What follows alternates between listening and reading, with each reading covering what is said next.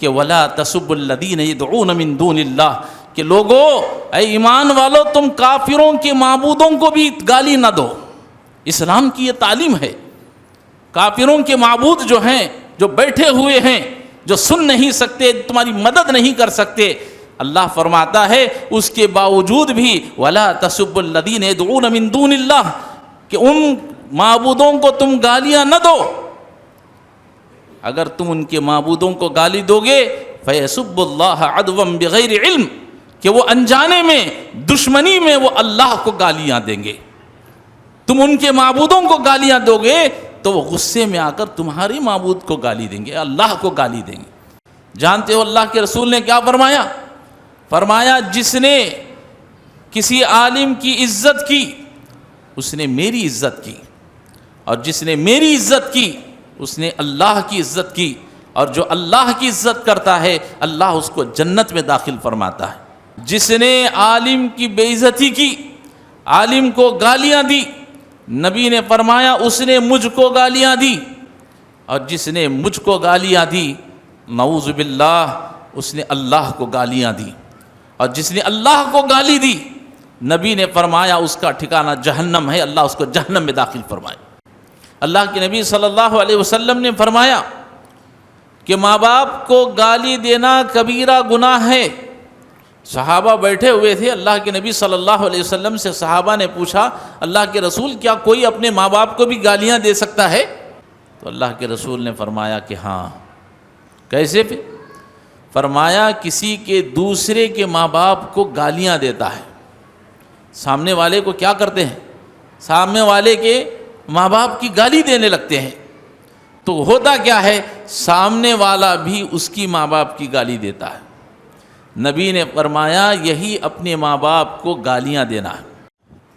الحمدللہ نحمده ونستعینه ونستغفره ونعوذ باللہ من شرور انفسنا ومن سیئات اعمالنا من يهده الله فلا مضل له ومن يضلل فلا هادي له واشهد ان لا اله الا الله وحده لا شريك له واشهد ان محمدا عبده ورسوله ارسله بالحق بشيرا ونذيرا اما بعد فان خير الحديث كتاب الله وخير الهدي هدي محمد صلى الله عليه وسلم وشر الامور محدثاتها وكل محدثة بدعة وكل بدعة ضلالة وكل ضلالة في النار فأعوذ بالله السميع العليم من الشيطان الرجيم بسم الله الرحمن الرحيم خاف والقرآن المجيد بل عجبوا أن جاءهم منذر منهم فقال الكافرون هذا شيء عجيب أئذا متنا وكنا ترابا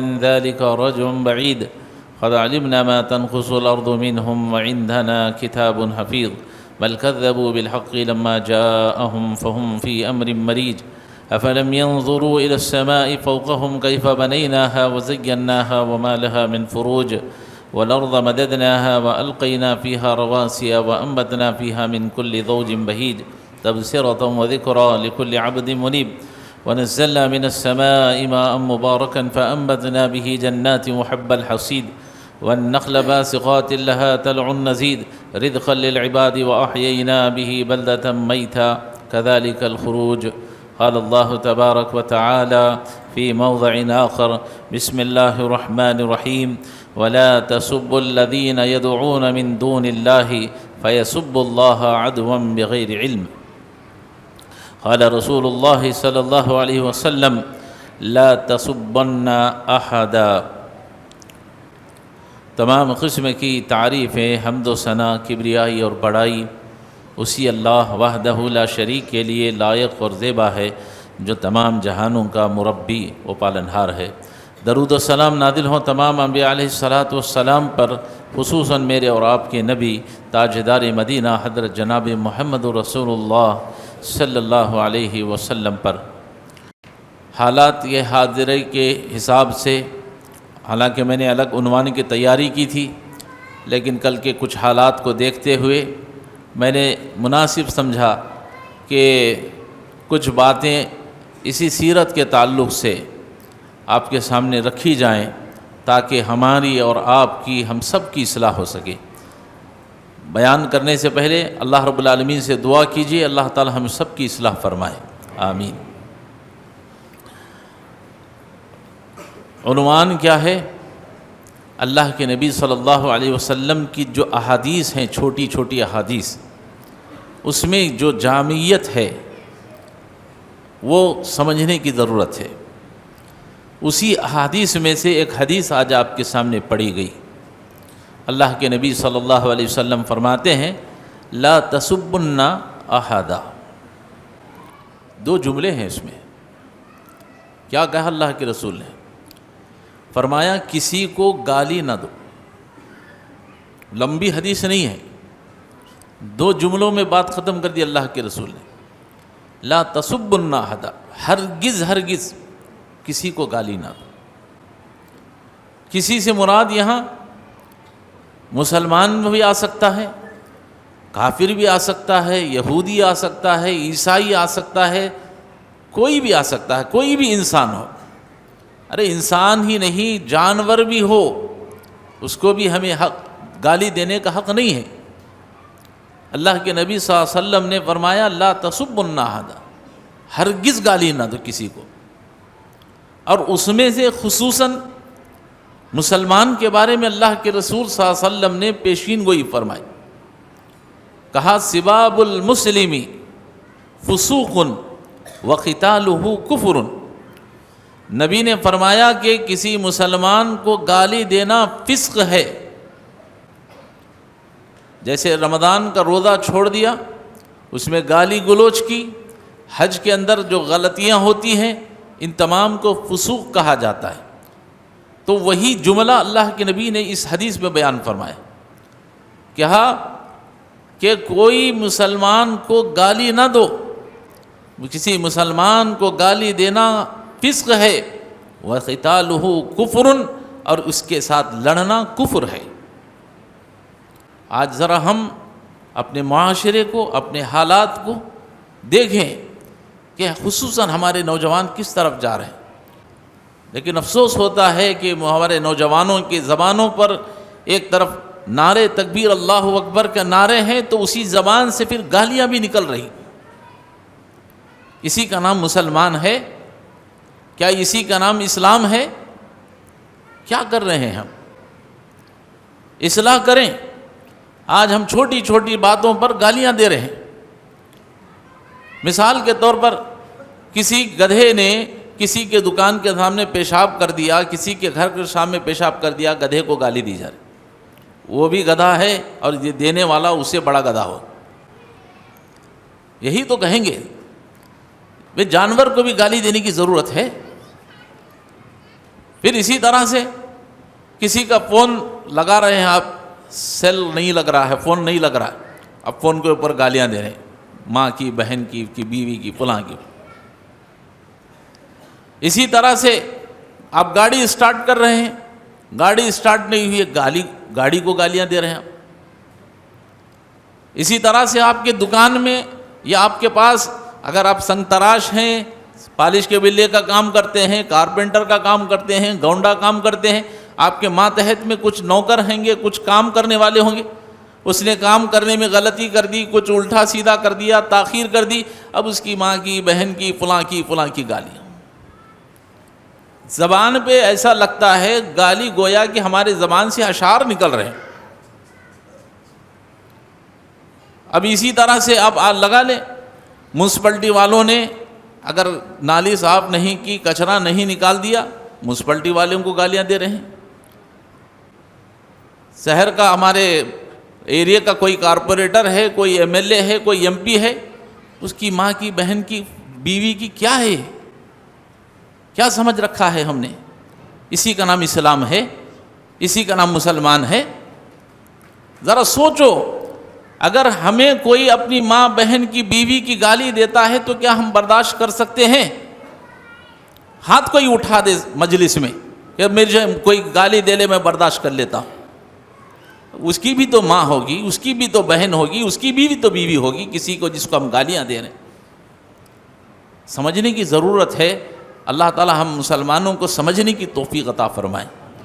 گالی دینے سے اللہ کے رسول نے منع فرمایا، اور میں آپ کو یہ بتا دوں، گالی دینے والے کے بارے میں اللہ کے رسول نے یہاں تک فرمایا کہ اگر کسی منافق کو دیکھنا چاہتے ہو تو گالی دینے والے کو دیکھ لو۔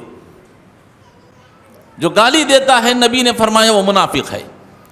حدیث میں اللہ کے نبی صلی اللہ علیہ وسلم فرماتے ہیں 4 چیزیں اگر کسی آدمی کے اندر پائی جائیں تو وہ پکا منافق ہے۔ کتنی؟ 4 چیزیں ہیں۔ فرمایا جب بھی وہ بات کرتا ہے تو جھوٹ بولتا ہے، یہ منافق کی علامت ہے، یاد رکھیے گا۔ اور جب بھی وعدہ کرتا ہے تو وعدہ خلافی کرتا ہے، یہ منافق کی علامت ہے۔ اور جب اس کے بعد امانت رکھی جاتی ہے تو امانت میں خیانت کر دیتا ہے، یہ منافق کی علامت ہے۔ اور چوتھا، اللہ کے نبی نے فرمایا کہ جب اس سے بحث ہوتی ہے، جھگڑا ہوتا ہے تو گالیاں دینے لگتا ہے۔ نبی نے فرمایا یہ منافق کی علامت ہے۔ ہم اپنے آپ کو مسلمان کہتے ہیں، مومن کہتے ہیں، اپنے آپ کو پتہ نہیں کیا کیا کہتے ہیں، یہ پھر کیا ہے؟ اللہ کے نبی صلی اللہ علیہ وسلم نے صاف فرما دیا سباب المسلمی، لوگوں کسی مسلمان کو گالیاں نہ دو۔ اس کا مطلب یہ نہیں ہے کہ ہندوؤں کو گالیاں دے دیں، ان کو گالیاں دے دیں، ان کو گالیاں دیں، سب کو چھوٹ ہے، ایسا نہیں۔ اللہ کے نبی صلی اللہ علیہ وسلم نے ہماری اصلاح فرمائی ہے، اللہ ہم سب کی اصلاح کی توفیق عطا فرمائے، آمین۔ پھر اللہ کے نبی صلی اللہ علیہ وسلم نے خصوصیت کے ساتھ کچھ لوگوں کا ذکر فرمایا اور منع فرمایا اللہ کے نبی صلی اللہ علیہ وسلم نے ان لوگوں کو گالیاں دینے سے۔ اس میں سے 1 نمبر پر آتا ہے بیوی کو گالیاں دینا۔ بیوی ہمارے گھر میں ہمارا کام کاج کرتی ہے، کپڑے دھوتی ہے، بچوں کو نہلانا دھلانا، انہیں کھلانا پلانا، سب کچھ کرتی ہے۔ اس سے کہیں کچھ کمی بیشی ہو جائے، کچھ غلطی ہو جائے چھوٹی موٹی، فوراً گالی گلوچ پر اتر آتے ہیں، بیوی کو گالیاں دے رہے ہیں، اس کی ماں بہن کی گالی دی جاتی۔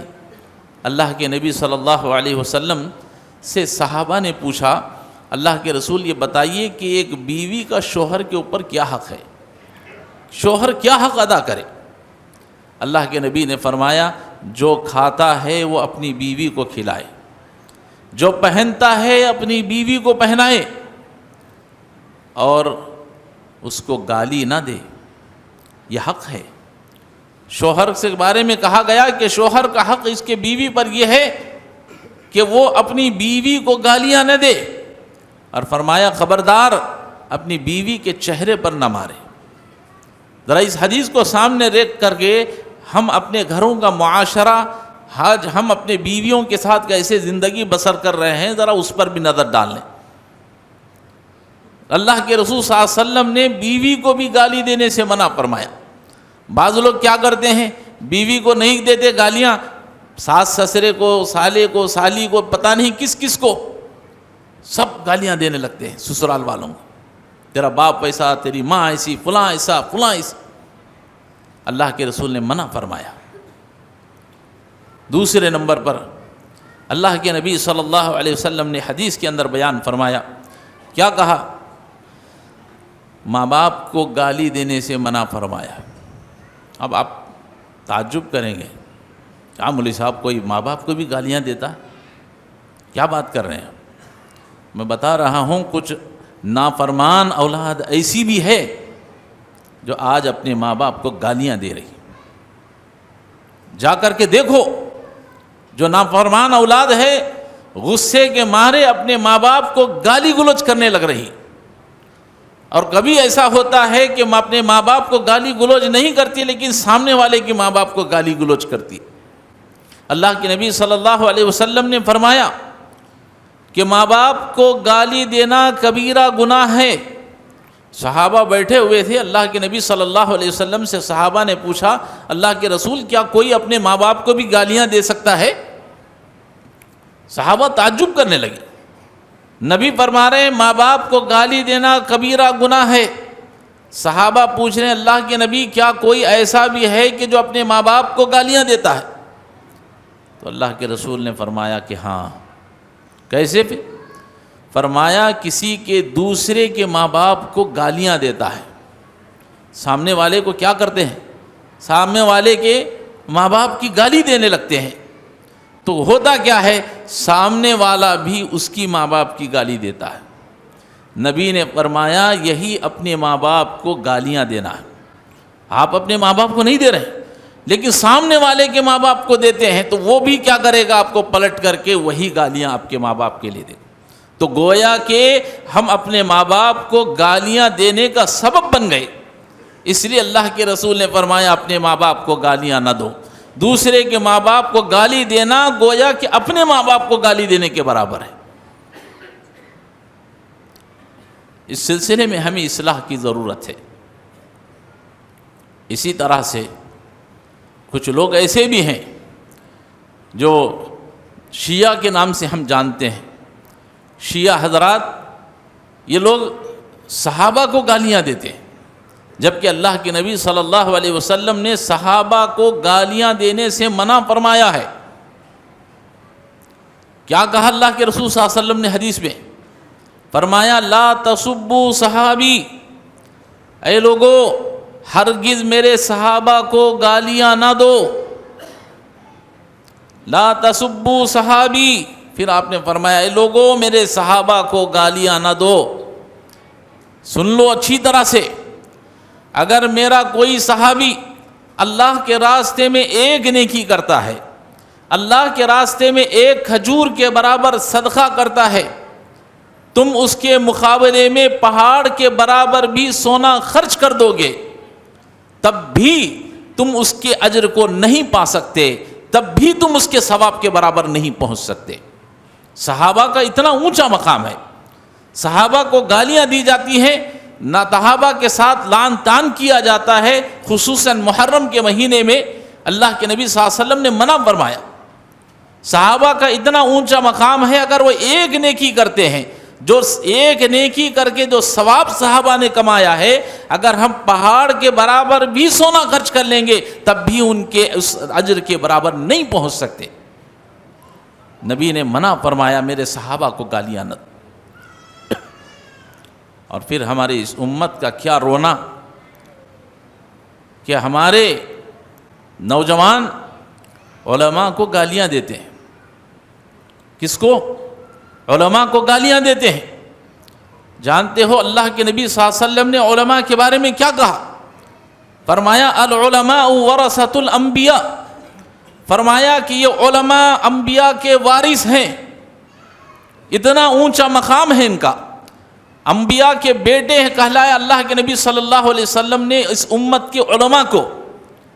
علماء سے بھی غلطیاں ہو جاتی ہیں، وہ فرشتہ نہیں ہے کوئی، وہ آسمان سے اترے ہوئے پیغمبر نہیں ہیں، علماء سے بھی غلطیاں ہوتے ہیں، ان سے بھی خطائیں ہو جاتی ہیں، لیکن اس کا مطلب یہ نہیں کہ آپ چلتے پھرتے علماء کی ماں کی بہن کی گالیاں دیں، ان کی بیویوں کی گالیاں دیں۔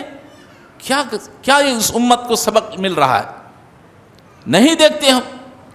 اللہ کے رسول نے اب اس امت کے علماء کو گالیاں دینے سے منع فرمایا۔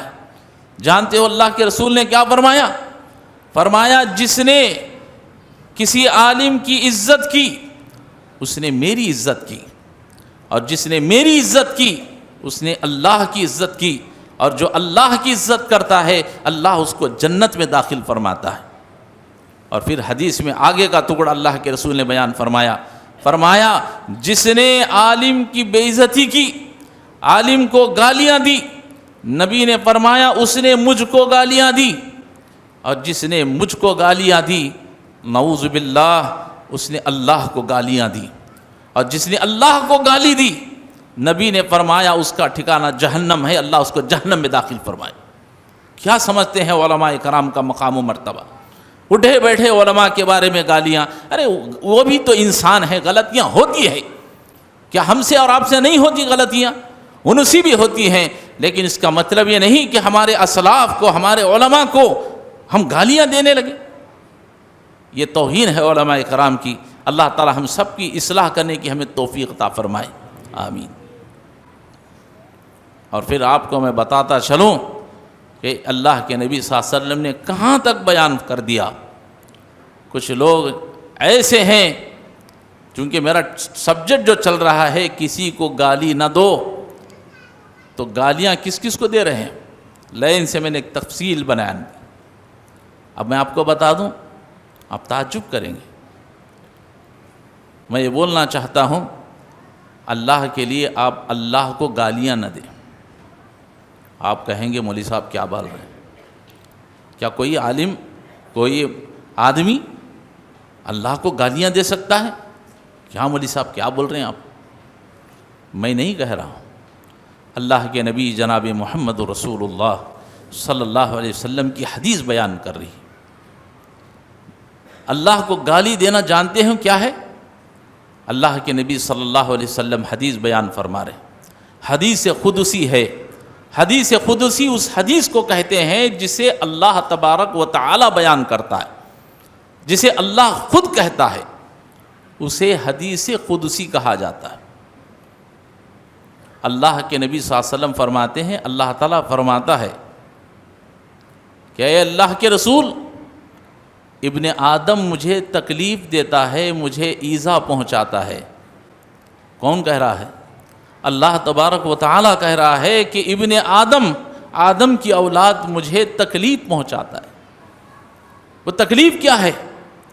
اللہ کے نبی فرماتے ہیں, اللہ آگے کہتا ہے کہ ابن آدم مجھے تکلیف دیتا ہے, وہ زمانے کو گالیاں دیتا ہے. وَأَنَا الدَّهْرُ, فرمایا میں ہی زمانہ ہوں. آج ہم نہیں کہتے کیا زمانہ آ گیا ابھی, یہ زمانے کی ماں کی بہن کی نہ جانے کیا کیا گالیاں دے دے. ڈائریکٹ اللہ کو نعوذ باللہ مسلمان گالی نہیں دیتا, لیکن انڈائریکٹ لا علمی کی بنیاد پر منہ سے زبان سے گالیاں نکل آتی. تصور کریں آپ کہیں گے اللہ کو کیسے گالی دی جا سکتی ہے؟ بالکل, ہم میں سے کوئی مسلمان اللہ کو گالی نعوذ باللہ دے ہی نہیں سکتا. اگر وہ دے تو مسلمان ہو ہی نہیں سکتا. لیکن لا علمی کی وجہ سے اپنی زبان سے نہ جانے کتنی مرتبہ اس نے اللہ کو گالیاں دے دی. حدیث دوبارہ سن لیں, اللہ فرماتا ہے ابن آدم مجھے گالیاں دیتا ہے, ابن آدم مجھے تکلیف پہنچاتا ہے, وہ زمانے کو گالیاں دیتا ہے. وَأَنَا الدَّهْرُ, لوگوں سنو میں ہی زمانہ ہوں. اور ایک حدیث میں اللہ تعالیٰ نے فرمایا لا تسبوا الدہر, لوگوں ہرگز زمانے کو گالیاں نہ دو. وَأَنَا الدَّهْرُ, اس لیے کہ میں ہی زمانہ ہوں. کہ آدمی کیا کہہ رہا ہے؟ زمانے کو گالیاں دیتا ہے. اللہ فرماتا ہے لوگوں زمانے کو گالیاں نہ دو, اس لیے کہ میں ہی زمانہ ہوں. اللہ کے لیے جان بوجھ کر انجانے میں اپنی زبان کی حفاظت کریں. کہیں ایسا نہ ہو کہ یہ زبان سے نکلنے والے الفاظ کل قیامت کے دن آپ کے لیے وبال جان بن جائیں. گالی دینا آج ہمارے معاملے میں, آج معاشرے میں ایک فیشن سمجھا جا رہا ہے. ایسے گالیاں نکلتی ہیں جیسے ہمارے زبان سے کوئی کلمے نکل رہے, کوئی اللہ کا ذکر نکل رہا ہو. بیٹھے بیٹھے اللہ سبحان اللہ الحمدللہ استغفر اللہ جیسے ہم پڑھتے ہیں, ویسے آج ہمارے زبان سے گالیاں نکل رہی, اور ہم اس کو گالی کو گناہ نہیں سمجھتے. کیوں؟ ہم توحید پرست ہیں, ہم اہل حدیث ہیں, ہم تو جنتی ہیں. ارے گالی دے لینے میں کیا فرق پڑے گا, ہے کہ نہیں ہے؟ ہم تو اہل حدیث ہیں, ہم توحید پرست ہیں, گالیاں دے لیں گے ہمیں کیا فرق پڑے گا, ہم تو جنت کی ٹکٹ لے ہوئے. یاد رکھو یہ گالیاں کل قیامت کے دن تمہارے لیے بڑی بھاری پڑیں گی. یہ میں نہیں کہہ رہا, میرے آپ کے نبی جناب محمد رسول اللہ صلی اللہ علیہ وسلم حدیث بیان فرما رہے ہیں. کہتے ہیں صحابہ کی مجلس بیٹھی ہوئی تھی, اتدرون من المفلس, اے میرے صحابہ بتاؤ مفلس کسے کہتے ہیں؟ اتدرون من المفلس, بتاؤ مجھے مفلس کسے کہتے ہیں, محتاج کسے کہتے ہیں, فقیر کسے کہتے ہیں؟ صحابہ نے کہا یا رسول اللہ من لا درہم لہ ولا دینار لہ, جس کے پاس درہم و دینار نہ ہو, جس کے پاس روٹی کپڑا مکان نہ ہو, جس کے پاس پیسہ ٹکا نہ ہو. اللہ کے رسول وہی ہماری نظر میں سب سے بڑا مفلس ہے, سب سے بڑا محتاج ہے, سب سے بڑا فقیر ہے کہ نہیں ہے؟ اگر کسی کے پاس گھر نہیں ہے, جھوپڑی میں رہتا ہے, کسی کے پاس پیسے نہیں ہے, مانگتا ہے, تو ہم کیا کہیں گے؟ ارے بڑا مفلس آدمی ہے بھئی, محتاج آدمی ہے, مسکین آدمی ہے, کہتے ہیں کہ نہیں کہتے؟ صحابہ کرام نے بھی وہی کہا، اللہ کے رسول ہماری نظر میں مفلس وہ ہے جس کے پاس پیسہ نہ ہو، ٹکا نہ ہو، کچھ بھی نہ ہو۔ اللہ کے رسول نے فرمایا، اے میرے صحابہ، ان من امتی، بے شک میری امت کا سب سے بڑا مفلس الی یوم القیامہ، قیامت کے دن وہ آدمی ہوگا جو نمازیں لے کر کے آئے گا، توحید لے کر کے آئے گا، روزے لے کر کے آئے گا، صدقہ خیرات لے کر کے آئے گا، پہاڑوں کی برابر نیکیاں لے کر کے آئے گا، لیکن وشتم ھذا وقذف ھذا واکل مال ھذا، اللہ کے نبی صلی اللہ علیہ وسلم فرماتے ہیں پہاڑوں کے برابر نیکیاں لے کر کے آئے گا، لیکن کسی کو گالی دی ہوگی۔ پہلا جملہ اللہ کے نبی نے فرمایا، وقذف ھذا وشتم ھذا، فرمایا کہ کسی کو گالی دی ہوگی، کسی کو الزام لگایا ہوگا، کسی کا مال ناجائز طریقے سے کھا لیا ہوگا، کسی کو ناحق قتل کیا ہوگا، نہ جانے کسی کے ساتھ کیا معاملہ کیا ہوگا۔ اللہ کے نبی صلی اللہ علیہ وسلم فرماتے ہیں قیامت کے دن یہ لوگ جب جمع ہوں گے تو اللہ تبارک و تعالیٰ کے دربار میں جب فیصلہ ہوگا تو وہ آدمی آئے گا جس کو اس نے گالیاں دی تھی، کہے گا اللہ اس نے مجھے فلاں وقت میں گالیاں دی تھی، آج میں انصاف چاہتا ہوں۔ کیا لا کر کے دو گے؟ اس وقت مر کر یہاں سے جاؤ گے، تمہاری اولاد تمہیں چھوڑ آ جائے گی، تمہارا مال خبر تک تمہیں چھوڑ کر واپس آ جائے گا، خالی ہاتھ دنیا سے رخصت ہوگے، کیا رہے گا وہاں؟ نیکیوں کے سوا کچھ نہیں ہوگا۔ بندہ کہے گا اللہ میرے پاس کچھ نہیں ہے، اللہ کہے گا کم سے کم نیکیاں تو ہیں تیری، کہیں گے اللہ کیا کروں، اب اس کا بدلہ دینا ہے، تو نے دنیا میں گالی دی نہیں نا اس کو، اب تیری نیکیاں اس کو دے دی جائیں۔ اللہ اکبر۔ نبی کیا فرما رہے ہیں؟ پہاڑوں کے برابر نیکیاں لے کر کے آئے گا، توحید پرست بھی ہوگا، وہ نمازی بھی ہوگا، روزے دار بھی ہوگا، لیکن کسی کو گالی دی ہوگی، اس کی نیکیاں نکال کر اس آدمی کو دے دی جائیں، اور لوگ آتے رہیں گے اللہ اس نے مجھے گالی دی، اس نے مجھے یہ کیا، مجھے فلاں کیا۔ نبی فرماتے ہیں اس کی ساری نیکیاں نکال کر لوگوں کو تقسیم کر دی جائیں گی، یہاں تک کہ اس کے نامہ اعمال میں کوئی نیکی باقی نہیں رہے گی، اور بھی لوگ قرضدار باقی رہیں گے، اور بھی لوگ جن کو اس نے گالیاں دی تھی، جن کے ناحق مال کھا لیا تھا، وہ ابھی قطار میں کھڑے ہوں گے، اللہ ہمیں اور کو بھی حق چاہیے۔ اب اللہ دیکھے گا اس کے پاس دینے کے لیے کچھ نہیں ہے، اب اس کے گناہوں کو جو جس کو گالیاں دی تھی نا، ان کے گناہوں نکال کر اس کے سر پر ڈال دیا جائے۔ نبی فرماتے ہیں یہی میری امت کا سب سے بڑا مفلس آدمی ہوگا، نمازیں روزے سب لے کر جائے گا، لیکن کسی کو گالی دی ہوگی، کسی کا ناحق مال کھا گیا ہوگا، اپنی پوری نیکیاں نکال کر ان کو دے دے گا، جھولی میں کچھ نہیں ہوگا۔ نبی فرماتے ہیں قیامت کے دن میرے امت کا سب سے بڑا مفلس یہی ہے۔ اللہ کے لیے اپنی زبانوں کا اچھا استعمال کریں۔ نبی نے فرما دیا لا تسبوا الناحدا، کہ لوگوں گالی کسی کو نہ دو، چاہے وہ مسلمان ہو، کافر ہو، کوئی بھی ہو۔ ارے اسلام یہاں تک تعلیم دیتا ہے کہ ولا تسبوا الذین یدعون من دون اللہ، کہ لوگوں اے ایمان والو تم کافروں کے معبودوں کو بھی گالی نہ دو۔ اسلام کی یہ تعلیم ہے۔ کافروں کے معبود جو ہیں، جو بیٹھے ہوئے ہیں، جو سن نہیں سکتے، تمہاری مدد نہیں کر سکتے، اللہ فرماتا ہے اس کے باوجود بھی وَلَا تَسُبُّوا الَّذِينَ يَدْعُونَ مِن دُونِ اللَّهِ، کہ ان معبودوں کو تم گالیاں نہ دو۔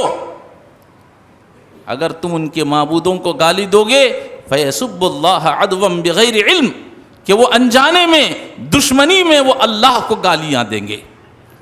تم ان کے معبودوں کو گالیاں دو گے تو وہ غصے میں آ کر تمہاری معبود کو گالی دیں گے، اللہ کو گالی دیں گے۔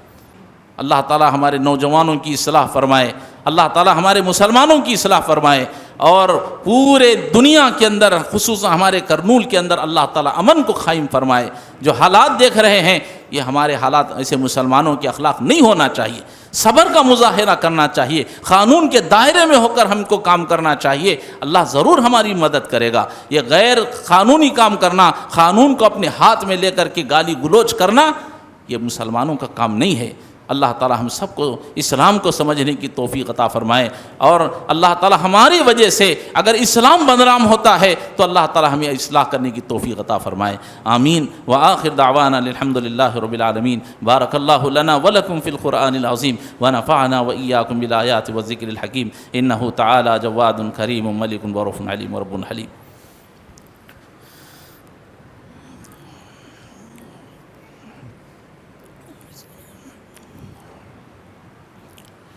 الحمد للہ نحمده ونستعینه ونستغفر ونعوذ باللہ من شرور انفسنا ومن سیئات اعمالنا، من يهده الله فلا مضل له ومن يضلل فلا هادي له، وأشهد أن لا إله إلا الله وحده لا شريك له، وأشهد أن محمدا عبده ورسوله أرسله بالحق بشيرا ونذيرا، أما بعد فإن خير الحديث كتاب الله، وخير الهدي هدي محمد صلى الله عليه وسلم، وشر الأمور محدثاتها وكل محدثة بدعة وكل بدعة ضلالة وكل ضلالة في النار۔ فأعوذ بالله السميع العليم من الشيطان الرجيم، بسم الله الرحمن الرحيم، إن الله وملائكته يصلون على النبي يا أيها الذين آمنوا صلوا عليه وسلموا تسليما، اللهم صل على محمد وعلى آل محمد كما صليت على إبراهيم وعلى آل إبراهيم إنك حميد مجيد، اللهم بارك على محمد وعلى آل محمد كما باركت على إبراهيم وعلى آل إبراهيم إنك حميد مجيد، اللهم انصر من نصر دين محمد صلى الله عليه وسلم واجعلنا منهم، وخذل من خذل دين محمد صلى الله عليه وسلم ولا تجعلنا منهم، آمين۔ عباد الله رحمني ورحمكم الله، إن الله يأمر بالعدل والإحسان وإيتاء ذي القربى وينهى عن الفحشاء والمنكر والبغي يعظكم لعلكم تذكرون، واذكروا الله يذكركم وادعوه يستجب لكم، ولذكر الله تعالى أولى وأعظم وأعظم وأكبر۔